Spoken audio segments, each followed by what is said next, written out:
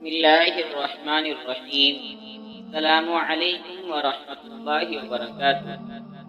واقعات قاری محمد عادل چینل دیکھنے والوں کو ہم خوش آمدید کہتے ہیں۔ دوستوں، امید کرتے ہیں کہ آپ سب خیریت سے ہوں گے۔ پیارے عزیز ساتھیوں، یہ واقعہ کعبہ شریف کی محبت کا ہے۔ محترم دوستو، ہر کوئی شخص کعبہ شریف کا دیدار نہیں کر سکتا، اسی کے حوالے سے یہ واقعہ پیش کرتے ہیں۔ حضرت مرشد عالم رحمۃ اللہ علیہ نے ایک عجیب واقعہ سنایا۔ فرمانے لگے کہ ہم حرم شریف میں ٹھہرے ہوئے تھے۔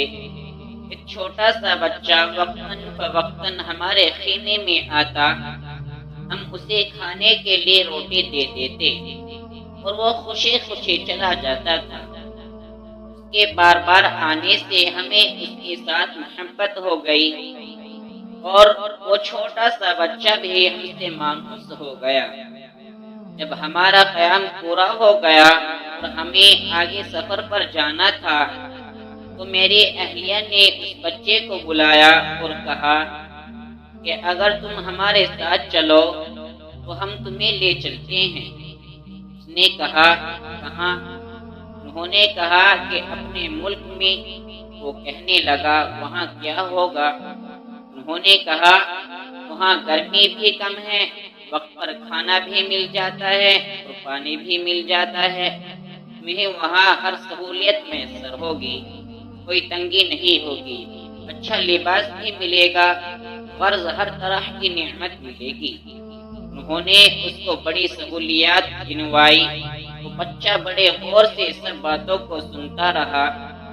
جب انہوں نے بات مکمل کر لی تو اس وقت بچے نے بیت اللہ شریف پر نظر ڈالی اور اس کی طرف اشارہ کیا اور پوچھا، کیا بیت اللہ شریف بھی وہاں ہوگا؟ انہوں نے جواب دیا کہ یہ تو وہاں نہیں ہوگا۔